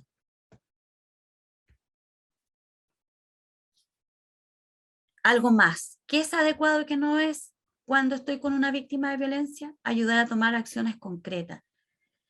Con respecto a eso, si el riesgo es alto, tener una actitud directiva. ¿Ya? No una actitud de que, bueno, ya va a pasar, ve tú cómo te las arreglas. ¿Ya? Y tampoco tomar responsabilidades por la persona. No es que yo voy a ir a hablar con él y yo le voy a decir lo que se cree que lo que te está haciendo. No. Y también evaluar si la persona comprendió la información entregada, informarle de acciones de seguimiento futuras. Esto es cuando actúan otros de la red social de apoyo, preguntar si efectivamente entendió lo que se debe hacer, porque como he dicho, la persona entra en una situación de estrés muy potente a la que no podemos pensar que va a entender y comprender fácilmente lo que se le está comunicando para apoyarse. ¿Ya? Y no, nunca, nadie, ni los que trabajan en la red, ni ninguno de nosotros comprometernos con acciones que nos vamos a poder cumplir. Por eso que hay que conocer la red para saber dónde debiera derivarse, quién debiera actuar en este caso, partiendo por las familias los más cercanos. ¿Ya? En cuanto a la atención, la protección, la derivación y la orientación, acá esto es como considerar que debiera haber una efectividad con que el sistema va respondiendo a las denuncias que hacen las víctimas. Eso es clave, ¿ya? Tiene que haber una efectividad, tiene que haber un compromiso de todos, también de las distintas instituciones, de las autoridades. Porque si no hay una efectividad, vamos a continuar con muchas personas, muchas mujeres que van a hacer la denuncia y que no va a ser efectiva esa respuesta. Y eso nos atañe a todos, porque si somos profesionales o ustedes como futuros profesionales, tenemos que otorgar las respuestas indicadas. ¿Ya? Y si yo no, si yo voy a derivar, dar cuenta de cuál es la institución a la que acudió y si esa institución está dando la respuesta. No podemos quedarnos ahí solamente. No, ya derivé. No, hay que hacer seguimiento. ¿Ya? Y en este inicio del proceso, lo más importante, además de que las instituciones efectivamente respondan, es que se pueda romper el silencio. La mujer pueda romper el silencio. Esto es relevante porque la situación es compleja. A veces las mujeres no rompen el silencio porque no saben, no tienen la confianza para hacerlo. ¿Ya? Y durante este proceso también existen varios factores que impulsan o inhiben a una mujer a buscar ayuda. Y en eso hay que ser súper categórico, no solamente sobre todo con quienes atienden, porque antes de hablar en sí mismo de lo que debiera ser la red de apoyo institucional, bueno, hay que preocuparse que exista esta efectividad en la respuesta y que existen también distintos factores de los cuales hay que hacerse cargo. Por ejemplo, cuando busca ayuda, hay que considerar la información la información que sea clara, que sea lo más clara posible, indagar bien, el conocimiento, conocer sobre violencia, porque si no tengo claridad acerca de qué es la violencia, voy a emitir juicios que no corresponden, ¿ya? Conocer además las percepciones y actitudes, conocer los recursos que existen, los recursos disponibles, la experiencia previa de tanto de la mujer como de aquellos que atendemos a esta situación, la valoración sobre la situación y los apoyos, obstáculos que podamos ir encontrando, porque obstáculos vamos a encontrar en este sistema. El sistema ya ha sido complejo, si bien hemos evolucionado muchísimo en distintas leyes, todavía nos falta avanzar mucho más para proteger a las mujeres, ¿ya? Y los factores que actúan sobre la subjetividad de las mujeres para fortalecer o debilitar su decisión de iniciar y continuar una ruta de búsqueda de ayuda y soluciones, ¿ya? Entonces, tenemos que tener claridad que más que debilitar esta decisión de iniciar esta ruta de búsqueda de apoyo, la tenemos que fortalecer. Tenemos que entregar todo nuestro apoyo, primero, como decía, para que rompa el silencio. Y dar cuenta de la efectividad de que este sistema al que consideramos un sistema de apoyo institucional de las respuestas que correspondan, ¿ya? Y en este caso, por ejemplo, en la atención, la protección, la derivación y orientación de la violencia, en lo que se refiere a nuestra ley, tanto la ley 19.968 como la ley 20.066, tenemos que hacer la diferencia entre los actos constitutivos de delito y aquellos que no lo son.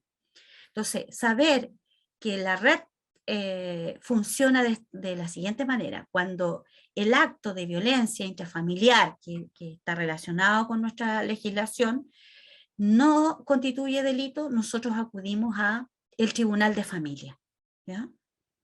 Porque en él corresponde, corresponde la jurisdiccionalidad dependiendo de la residencia, podrá acudir al tribunal que corresponda.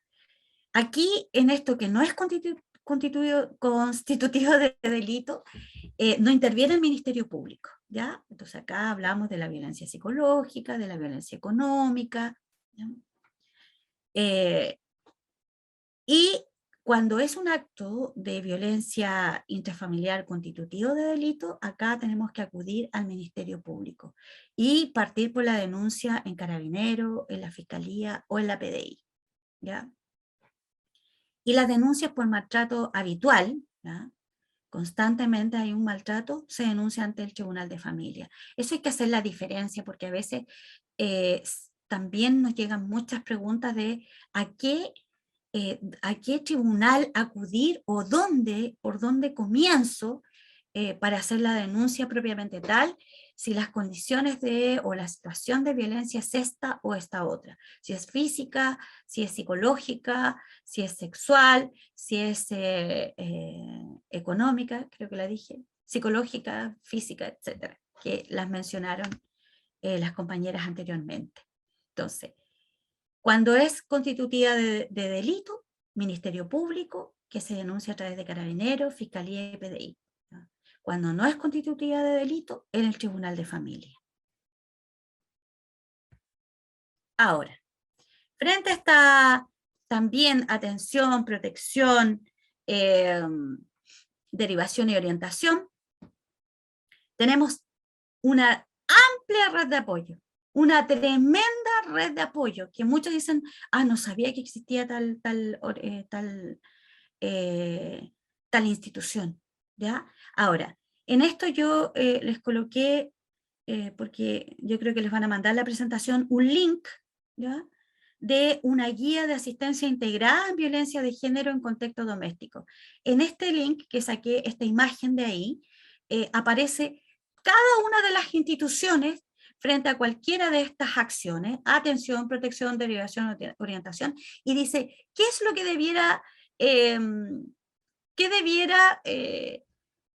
poner en marcha, por ejemplo, frente a estas situaciones de violencia, Carabineros de Chile, el Ministerio la Fiscalía, la Policía de Investigaciones, CERNAMEC, dice claramente cada uno de las formas de actuación de esta red de apoyo institucional, ¿ya? Entonces queda clara y específico cómo debieran actuar, cómo debieran generar estos apoyos.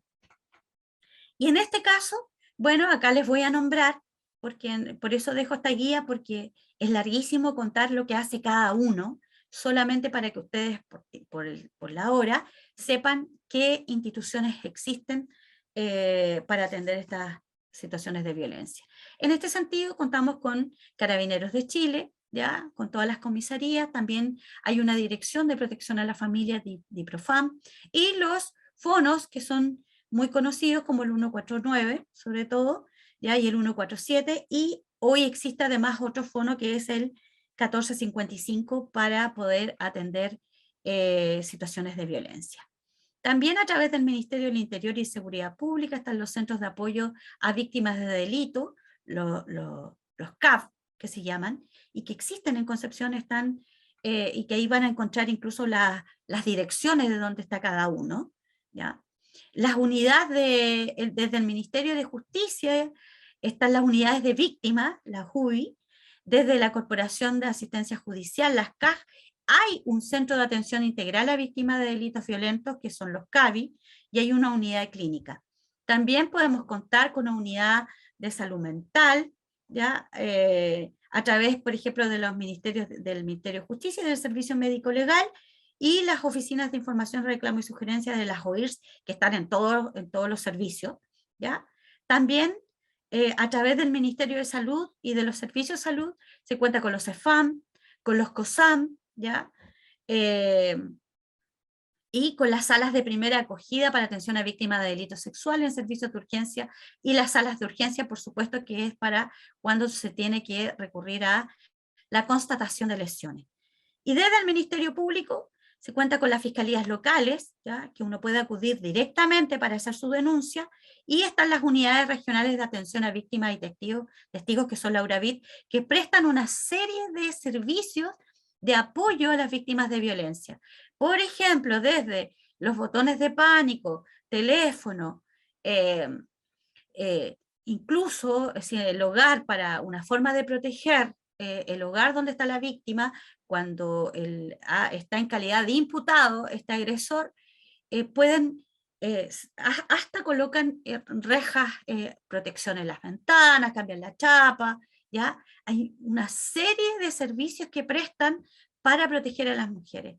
También decir que están los centros de atención a víctimas de agresiones sexuales, que son los CABAS, ¿ya? Desde la Policía de Investigaciones y la Brigada de Investigación Criminal. Por otro lado, están los servicios de la mujer, del CERNAMEC, el CERNAMEC, que están los centros de la mujer y las casas de acogida. Hay una casa de acogida que tiene ciertos requisitos de ingreso, y que para eso lo primero que tiene que hacer es la denuncia, puede incluso ingresar con sus hijos, ¿ya? Y en este ingreso con los hijos, desde hasta una cierta edad, puede ser protegida mientras se le busca un lugar donde pueda vivir, ¿ya? Y por supuesto el Poder Judicial a través del Tribunal de Familia. En resumen, ¿ya? Esta es una información que traje del CERNAMEC. Existe toda una ruta, y como la anterior guía, toda una ruta de necesidades de atención en violencias contra las mujeres. Y en esto hay todo un camino a seguir, que es desde la detección, la acogida, el apoyo integral, la protección, el acceso a la justicia. Lo primero, y esto es en resumen porque ya fue mencionado anteriormente, es que lo primero es que rompa el silencio. Y para eso nosotros, como red primaria o como red secundaria, como red primaria si soy parte de la familia, como red secundaria si es mi compañera de trabajo, mi compañera de universidad, mi compañera de la iglesia, mi compañera donde sea, ¿ya? Apoyar para que rompa el silencio. También buscar cuáles son las redes sensibilizadas y activadas, los protocolos que cada uno debe tener para poder ser atendida. La acogida que tiene que ver, que es clave, como decía, si las instituciones tienen que entregar una información para hacerse cargo, ¿ya? Tiene que haber una orientación, una información clara y precisa y entender, primero que todo, en la situación que aqueja a esta persona para poder atenderla adecuadamente. Y ver cuál va a ser la activación de la respuesta, si ya hay que hacer una derivación o simplemente atender en el lugar, derivarla al lugar preciso, ¿ya? Apoyo integral, todas las instituciones tienen que prestar este apoyo integral, ya sea la atención en salud física, a través de las contrataciones de lesiones, apoyo psicosocial, la violencia, dado el tipo de violencia, el daño y el riesgo que existe, atención psiquiátrica, si hay algún tipo de trastorno, acceso a recursos sociales, autonomía económica, y aquí es sumamente importante que tiene que haber una mirada intersectorial. El fenómeno de la violencia se tiene que abordar con un enfoque de derecho, con un enfoque de género y con un enfoque intersectorial. No sacamos nada con que solo actúen las policías como para proteger a la mujer, sino actúan cada uno de los ministerios, cada uno de los servicios para poder atender. Tiene que ser desde diferentes sectores. Acá se tiene que unir salud, se tiene que unir justicia, se tiene que unir educación, se tiene que unir vivienda, desarrollo social, todos, porque no significa que yo voy a solucionar el problema voy a sacar el agresor de la vivienda, lo voy a sacar de ahí, pero ¿y qué pasa con todas las otras situaciones con las que quedan desventajas, sobre todo en lo económico? Entonces, por eso que tiene que estar vinculado vivienda, porque hay que generar, y en las políticas sociales que abordan el tema de la violencia, claramente se determina que si hay una situación de falta de vivienda, se tiene que revisar, evaluar con el MIMBU, que efectivamente se le entregue una vivienda a esta mujer, sobre todo cuando hay niños, para que pueda también resolver esa parte de lo que la queja, ¿ya? También desde lo económico, si es una mujer que no le ha sido permitido trabajar, salir al mundo del trabajo, porque está con un hombre que la va deteniendo, ¿ya? Que le impide salir al mundo laboral, bueno, también tiene que aquí actuar las instituciones que están vinculadas al área económica, las instituciones de emprendimiento, las instituciones que entregan que pueden entregar herramientas laborales para que la mujer pueda también defenderse desde ahí, ¿ya? Entonces, es una mirada intersectorial. Si aquí solamente actúa un sector, no vamos a eliminar ni erradicar la violencia. Entonces, tiene que haber acceso a recursos sociales y tiene que haber una reparación especializada, ¿ya? No solamente de juntarse en un grupo a hacer tarjetitas y florcitas para que converse sobre... No, tiene que haber una reparación especializada y ver caso a caso.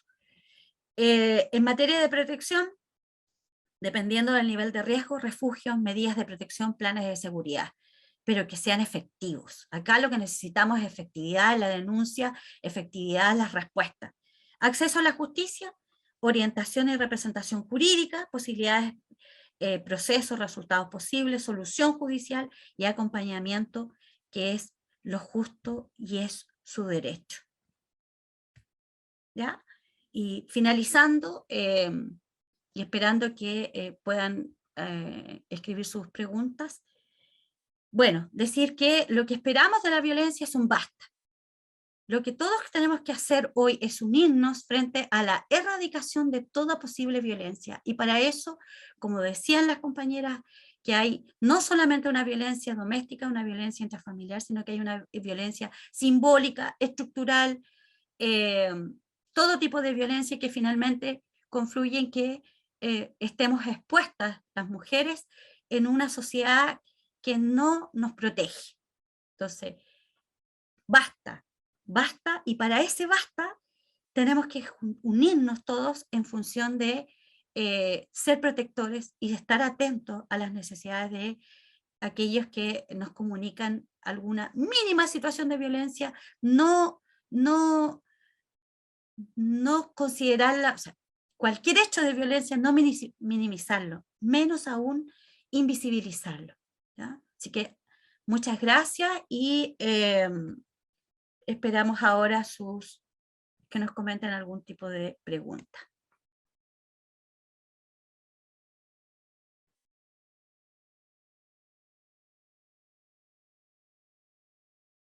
Aquí hay una pregunta, dice, ¿creen que existe un porcentaje importante de mujeres machistas en Chile que colaboran con la perpetuación de la violencia de género? Muy buena pregunta. ¿Quién quiere responder?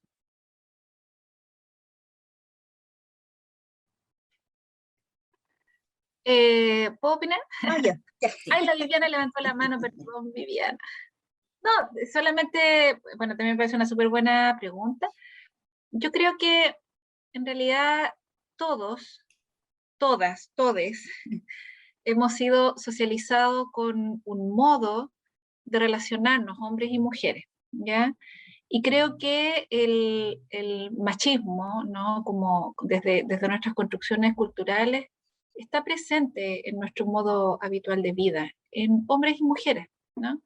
No son los hombres, no son las mujeres, en realidad hemos sido todos socializados eh, más o menos de un mismo modo, por lo tanto, creo que lo importante es que podamos ayudarnos a visibilizar cuáles son nuestras concepciones más arraigadas, porque son concepciones que aprendimos en nuestras familias, que aprendimos en nuestro entorno social, que aprendimos en el colegio, que podamos visibilizarlas y cuestionarlas también, en el buen sentido de la palabra, ¿ya?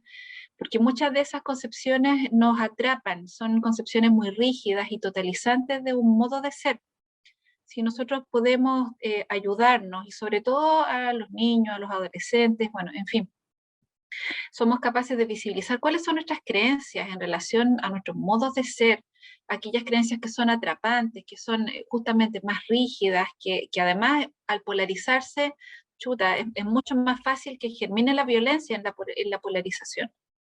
Si podemos cuestionarlo, creo que vamos a estar en mejores condiciones también de ayudarnos, hombres, mujeres, niños, adultos, ¿verdad? A enriquecer también nuestras identidades y nuestro modo de relación habitual.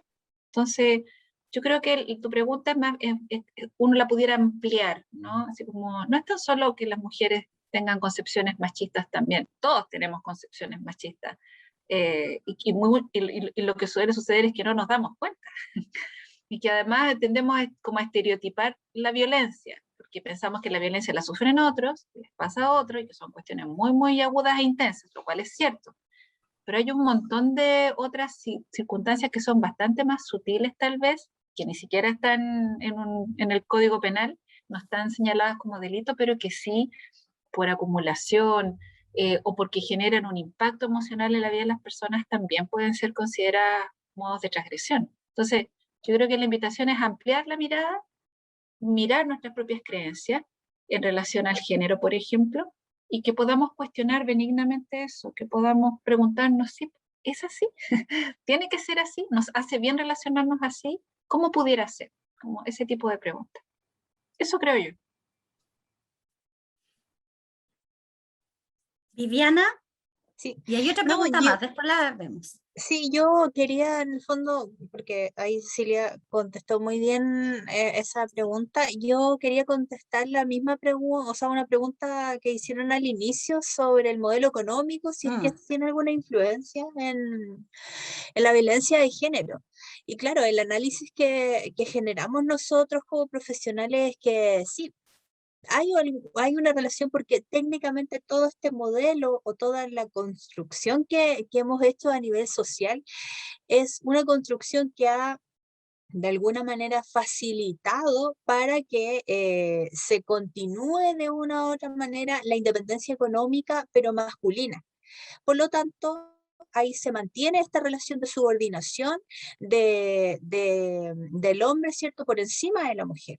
Entonces, este modelo económico de una u otra manera ha perpetuado también la violencia de género, la ha mantenido y se ha encargado también de facilitar de cierta manera el acceso laboral, pero para los hombres.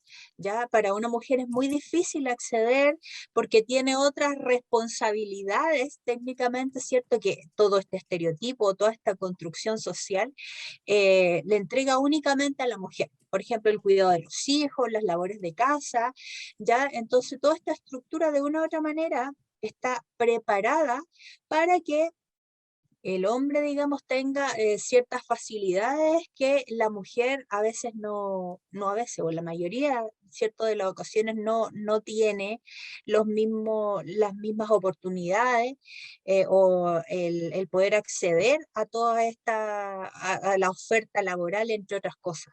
Por lo tanto, sí, el modelo económico que hoy día tenemos de una u otra manera también dificulta, pero dificulta, claro, porque como sociedad de una u otra manera tenemos esta cultura o estos estereotipos muy arraigados. Por lo tanto, ahí también hay una labor nuestra, ¿cierto?, de poder ahí desestabilizar todos estos pilares que construyen esta sociedad desigual. Gracias, Viviana. Y hay otra pregunta más. Escribí en el chat que solicitamos nos dejen una palabra que simbolice lo que aprendieron hoy. Cualquier palabra que signifique o que les haya generado, aquí Patricio colocó romper el silencio. Gracias, Patricio. Coloquen una palabra. Bueno, en honor al tiempo, vamos a responder una pregunta más, que es con respecto a... dice, soy educadora de párvulo. 2 veces Marisa Osorio ha hecho la pregunta. Y he tenido apoderados violentados por su pareja mujer. Quizás querrá consultar por qué, No hay qué centro de pasa con la hombres. violencia hacia el hombre, por qué también se sabe porque también se sabe que existe. Sí, sí. Lo que pasa es que, bueno, esto se da también y nosotros lo explicamos por todo lo que tiene que ver los mismos estereotipos.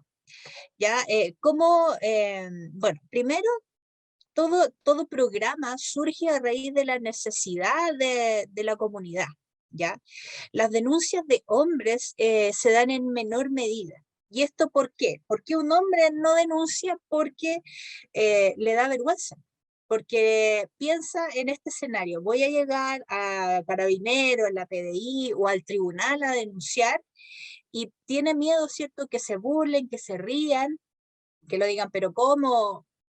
Tú siendo hombre te van a violentar, ¿ya? Por lo tanto, no hay un centro de hombres, ¿cierto?, que trabaje con hombres que vivan violencia, porque mientras no aumente, digamos, la necesidad de un dispositivo a través de las denuncias, que es digamos que es un sistema o una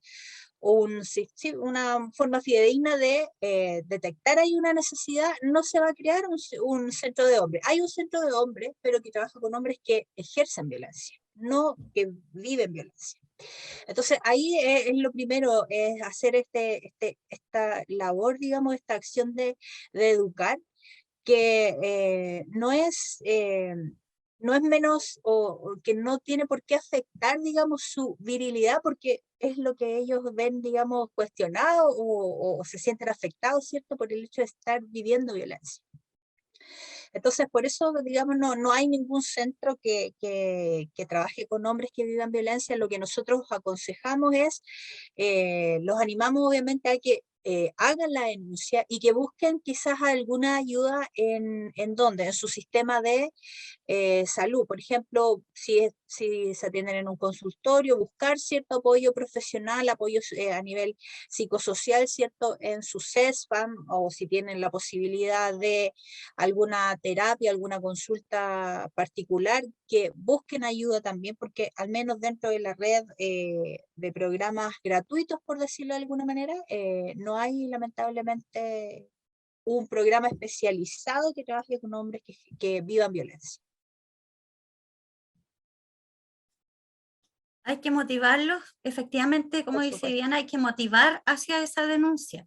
Y como dice Marisa, nada debe ser minimizado, nada. Ningún Exacto. tipo de violencia de ningún lado, ¿ya? Acá hablamos de la violencia de género porque es una violencia que trasciende y que, bueno, y que además las estadísticas han señalado el alto porcentaje de mujeres que denuncian, ¿ya? Bueno, Exacto.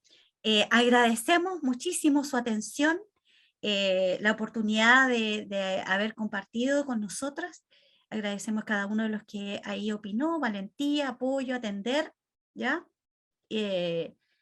Y esperamos que haya sido para su conocimiento, se hayan podido nutrir de ciertos aspectos de lo que abordamos, y en nombre de las tres agradecemos totalmente su atención. Muchas gracias. Muchas gracias y buena semana. Sí, igual, buena semana a todas, todos.